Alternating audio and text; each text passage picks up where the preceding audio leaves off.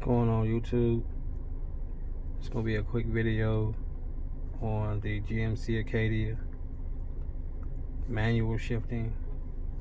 I was looking around on YouTube for a video about how it worked, and nobody seemed to have made one. So basically, this is what this is all about.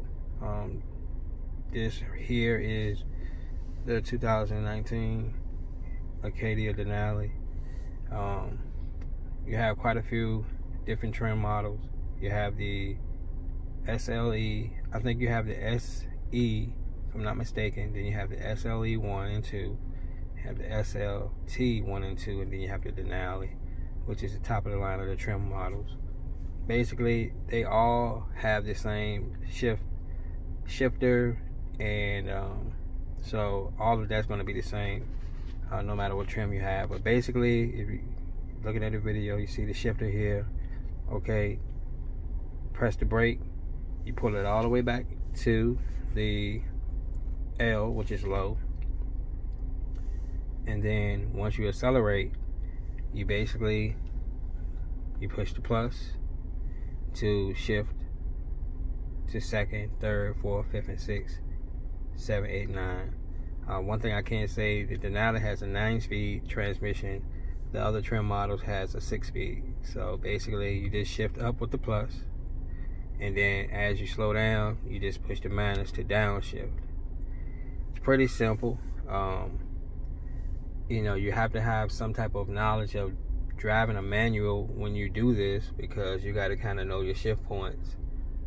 You know, you have to have a certain rev limit to shift, especially if it's a true manual.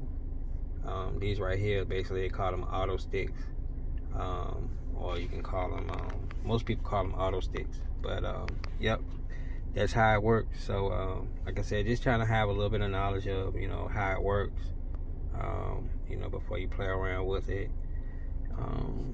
And another thing that I like to do is, if you guys see here where you have the different sport modes, of course mine, like I said, it has all-wheel drive and 4-wheel drive, and it's in 2-wheel now.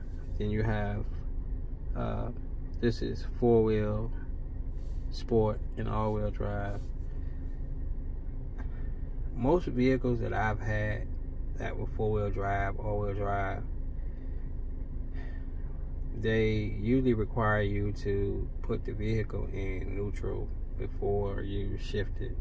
I heard people say that you could just shift it while you're driving. I'm not 100% sure. Most of my vehicles that are all-wheel drive, they stay all-wheel drive. You know, you can't take it out. This vehicle right here, I like this about this vehicle, that you can take it in and out of all-wheel drive, or you can just straight put it in 4-wheel drive. I like that about this vehicle. Like I said, I can drive it in all-wheel drive, I can drive it in 4-wheel drive, I can drive it in 2-wheel drive.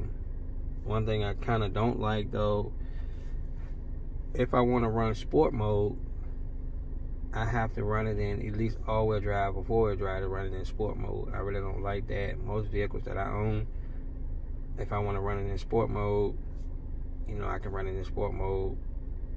I don't have to put it in all-wheel drive or 4-wheel drive.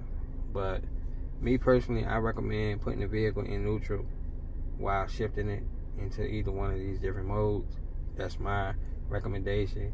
You'll probably need to find out from the dealer, you know, if they recommend it, or if you can actually do it without shifting it into neutral. But just to be on the safe side, I like to shift it to neutral, put it into a different sport mode, or 4-wheel drive or whatnot, 2-wheel drive. I go into neutral first, and then I like to go into drive after I put it in whatever mode I want to put it in. So hope y'all enjoyed this video, and like and subscribe to the channel, share the video, and just show a brother some love. I appreciate y'all.